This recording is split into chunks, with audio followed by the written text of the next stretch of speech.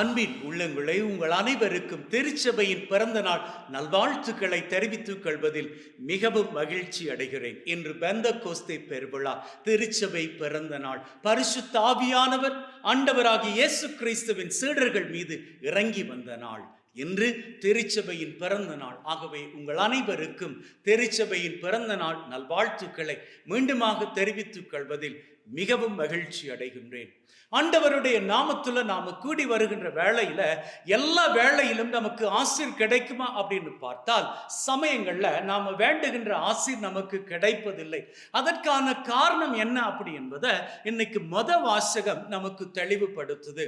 அதாவது ஆண்டவருடைய நாமத்துலதான் நாம கூடி வர்றோம். ஆனா ஆண்டவருடைய நாமத்துல கூடி வர்றோம் அப்படின்னு சொல்லிட்டு ஆண்டவருக்கு புறம்பான காரியங்கள் நாம அந்த கூடி வருகின்ற கூடுதல்ல பண்ணுவோமாக இருந்தால் அல்லது பேசுவோமாக இருந்தால் ஆண்டவரது ஆசீரை நாம இழந்து போவதற்கான வாய்ப்புகள் உண்டு. எப்படி அப்படின்னு பாருங்களேன். இன்னைக்கு புதிய ஏற்பாட்டுல, அதாவது திருத்தூதர் பணிகள்ல ஒரு காரியம் தெளிவாக நமக்கு சொல்லப்படுது.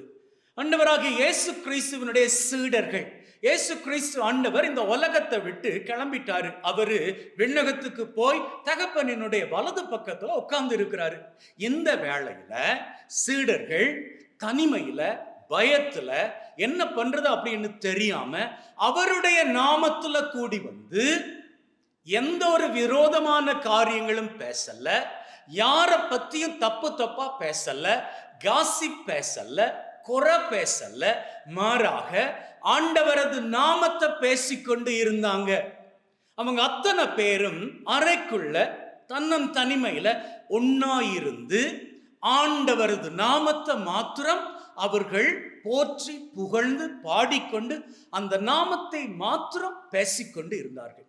அப்படி அவர்கள் ஆண்டவரது நாமத்தை மாத்திரம் பேசிக்கொண்டு இருந்தபடியால ஒன்னு நல்லா கவனிச்சுக்கோங்க. ஆண்டவராகிய இயேசு கிறிஸ்துவினுடைய சீடர்கள் கேலிலேயர்கள். இந்த கேலிலேயர்கள் பேசிய வார்த்தைகள், இந்த கேலிலேயர்கள் பேசிய மொழி அரமேய மொழி. இந்த மொழியை தவிர வேறு எந்த மொழி இவங்களுக்கு தெரியாது. இப்படி இவங்க ஆண்டவரை முதன்மைப்படுத்தி தங்களது மொழியில ஆண்டவரை போற்றி புகழ்ந்து அவரை மேன்மைப்படுத்தி கொண்டு இருந்தபடியால திடீர்னு வேதம் தெளிவாக சொல்லுது, திடீர்னு ஒரு அபிஷேகம் இறங்குது. அந்த அபிஷேகம் இறங்குற வேளையில ஒவ்வொருத்தரும் பார்க்கிறாங்க, அடுத்தவர் தலை மீது ஆவியானவருடைய வல்லமை நெருப்பு போன்ற நாவுகளாக, பிளவுபட்ட நாவுகளாக ஒவ்வொருத்தர் மீதும் வந்து இறங்குவது. அப்படி இந்த நெருப்பு போன்ற நாவுகள் வந்து இறங்குனதுமே அங்கு அரமேய மொழி பேசிக்கிட்டு இருந்தவங்க என்ன பண்றாங்க, அது வரைக்கும் அறைக்குள்ள உட்கார்ந்துக்கிட்டு இருந்தவங்க அறைய திறந்துட்டு வெளியில போய் பல மொழி பேச ஆரம்பிக்கிறாங்க. அவங்களுக்கு தெரிந்தது ஒரே ஒரு மொழி தான். ஆனா இப்போ அவங்க பல மொழி பேசுறாங்க. இப்போ அவங்க பல மொழி பேசுறது எதுக்கு அப்படின்னு சொல்லி நாம வியந்து போவோமாக இருந்தால் அங்கதான் ஆண்டவர் ஒரு காரியத்தை நமக்கு தெளிவாக புரியும்படியாக சொல்றாரு. அந்த தருணத்துல இவங்க அறைய பூட்டி வச்சுக்கிட்டு ஆண்டவரது நாமத்துல ஒன்னா சேர்ந்து ஜெபிச்சுக்கிட்டு அவரை புகழ்ந்துக்கிட்டு அவரை மகிமைப்படுத்திக்கிட்டு அவரை மேலாக உயர்த்திக்கிட்டு இருந்த வேளையில, அவரது ஆசீர் வேண்டி ஜெபிச்சுக்கிட்டு இருந்த வேளையில அவர் என்ன பண்றாரு, இவர்களை அவர் ஆசீரின் வீரர்களாக புறப்பட்டு போகும்படிக்கு இவர்களிடம் இருந்த திறமையோடு சேர்த்து இன்னும் அதிகமான திறமைகளை, அதாவது ஒரு மொழி பேசிக்கிட்டு இருந்தவங்களுக்கு இப்போ பல மொழி பேசக்கூடிய திறமையை கொடுத்து வெளியில அனுப்புறாரு. ஏன் அப்படின்னு சொன்னா, வெளியில அன்னைக்கு எருசலேம் பூராகவும் எத்தனையோ ஆயிரக்கணக்கான ஜனங்கள், வேதம் தெளிவாக சொல்லுகிறது, உலகத்தின் பல நாடுகள்ல இருந்து வந்திருக்கக்கூடிய பல மொழி பேசக்கூடிய ஜனங்கள் அங்கதான் இருந்தாங்க. அவர்கள் மத்தியில போய் தைரியமாக அவங்க என்னென்ன மொழி பேசுறாங்களோ அந்தந்த மொழியில அவங்க புரிந்து கொள்ளும்படியாக, அவர்கள் புரிந்து கொள்ளும்படியாக ஆண்டவராகிய இயேசு கிறிஸ்துவை எடுத்துரைத்து அவர்களை ஆண்டவருக்குள்ளாக ஈர்த்து கொள்ளும்படியாகவும் அதன் மூலமாக ஆண்டவரது நற்செய்தி பணி மேலோங்கும்படியாகவும் அவர் இந்த அற்புத மொழிகள் பேசக்கூடிய வல்லமையை அவர்களுக்கு கொடுத்தாரு. அப்போ ஆண்டவராகிய இயேசு கிறிஸ்துவின் நாமத்துல நாம கூடி வர்ற பொழுது அவருடைய வல்லமை நமக்கு கிடைக்கணும், அவருடைய திறமைகள் நமக்கு நிறைவாக கிடைக்கணும், நாம வேண்டி கேட்கிற வல்லமையின் காரியங்கள் நமக்கு கிடைக்கணும் அப்படின்னு சொன்னா நாம பண்ணிக்க வேண்டிய காரியம் என்ன தெரியுமா? அவருக்கு சித்தமான காரியங்கள் பேசுவது. காசிப் பேசுவது கிடையாது, குறை பேசுவது கிடையாது, யாரை பற்றியும் சாடுவது கிடையாது. மாறாக அவரை மாத்திரமே தியானித்துக் கொண்டு அவரை குறித்து மாத்திரமே நாம் பேசுவதாகும். அப்படி இல்லை, நாம ஆண்டவரது நாமத்துல கூடி வந்துட்டு வீணான பேச்சுக்கள் பேசுவோமாக இருந்தால், ஆண்டவருக்கு பிரியமில்லாத காரியங்கள் பேசுவோமாக இருந்தால் என்ன நடக்கும் தெரியுமா? புதிய ஏற்பாட்டில இருந்து அப்படியே பழைய ஏற்பாட்டுக்கு வாங்க. அங்கே ஆண்டவருக்கு விரோதமான காரியங்கள் பேசிக்கொண்டு இருந்தார்களே ஜனங்கள்.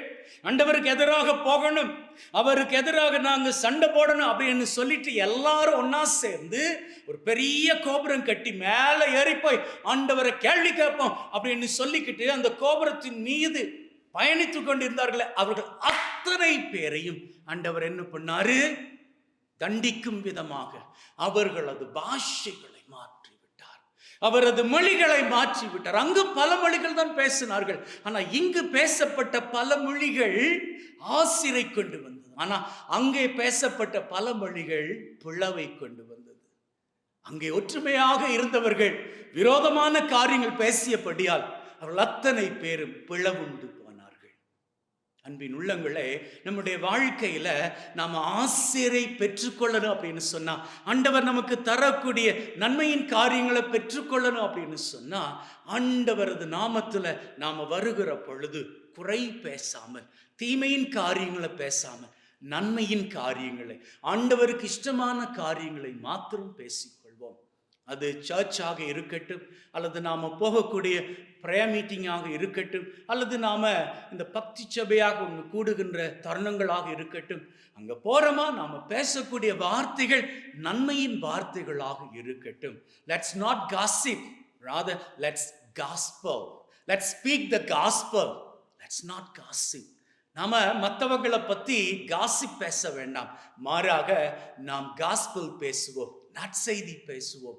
அப்படி நாம் நற்செய்தி பேசுவோமாக இருந்தால், எப்படி ஒரே ஒரு மொழி மாத்திரம் தெரிந்த இயேசுவினது சீடர்கள் பல மொழிகளை பேசுகின்ற ஆற்றலை பெற்றுக்கொண்டார்களோ, அதே போன்று நாமும் நம்ம கிட்ட இருக்கக்கூடிய கொஞ்சோன்னு திறமை, அந்த திறமைகளோடு நன்மையின் காரியங்களை நாம பேசி நன்மையின் காரியங்களை பண்ணுவோமாக இருந்தால் ஆண்டவர் நம்முடைய திறமைகளை இன்னும் அதிகப்படுத்துவார். அப்படி அதிகப்படுத்துகின்ற பொழுது எத்தனையோ காரியங்கள் இதுவரைக்கும் நம்முடைய சொந்த வல்லமையினால், நம்முடைய சொந்த திறமையினால் இதுவரைக்கும் கையாள முடியாம, பண்ணிக்க முடியாம தவிச்சுக்கிட்டு இருக்கிறோமே, அப்பேற்பட்ட காரியங்கள் எல்லாம் நல்லபடியாக பண்ணி முடிப்பதற்கான வல்லமையை ஆண்டவர் கொடுப்பார்.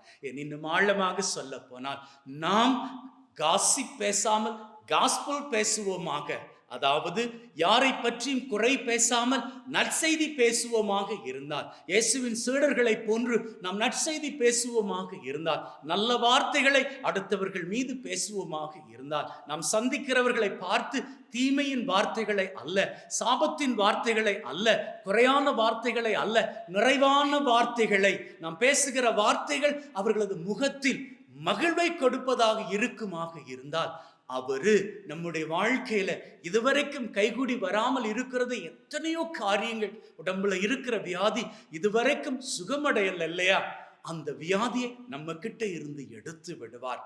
நாம வெளிநாடு போவதற்கு எத்தனையோ வாஞ்சையோடு காத்திருக்கிறோம் இல்லையா, அது இதுவரை கைகூடி வரல இல்லையா, சீக்கிரமாக இந்த வெளிநாட்டு பயணத்தை கைகூடி வரும்படி பண்ணுவார். பண கஷ்டத்தோடு இருக்கிறோம் இல்லையா, கடன் தொல்லையோடு இருக்கிறோம் இல்லையா, பொருளாதார நெருக்கடியோடு இருக்கிறோம் இல்லையா, ஆண்டவர் அவற்றையெல்லாம் நம்முடைய வாழ்க்கையில் இருந்து நீக்கிவிடும்படியாக நமக்கு கிரியை பண்ணுவார். ஆகவே அதற்கு தேவை என்ன தெரியுமா? நம்ம ஆண்டவருடைய நாமத்துல எப்பொழுதும் அவர் நமக்கு கற்றுக் கொடுத்த நன்மையின் வார்த்தைகளை பேசுவதாகும். அப்படி பேசுவோமாக இருந்தால், நாம் கூடி வருகிற பொழுது நன்மையின் வார்த்தைகளை மாத்திரமே பேசுவோமாக இருந்தால், அன்னைக்கு சீடர்களுக்கு ஆசிரை கொடுத்த தெய்வம் உங்களது வாழ்க்கையிலும் ஆசிரை கொடுப்பார். அவர்களுக்கு பல மொழிகளை பேசுகின்ற ஆசிரை கொடுத்தார். உங்களுக்கு பலதரப்பட்ட ஆசீர்வாதங்களை, நீங்க விரும்புகின்ற ஆசீர்வாதங்களை இறக்கி கொடுப்பார். அப்படி கொடுக்கின்ற வேளையில் அவர் வானத்து பலகணிகளை திறந்து உங்களது வாழ்க்கை மீது நீங்க விரும்புகின்ற ஆசீர்வாதங்களை கொடுக்கின்ற வேளையில் அதை பெற்றுக்கொள்ளுகின்ற பொழுது உங்களது வாழ்க்கை மகிழ்வென்னும் சிகரங்களை உயரங்களாக தொட்டுக்கொள்ளும். ஆமென்.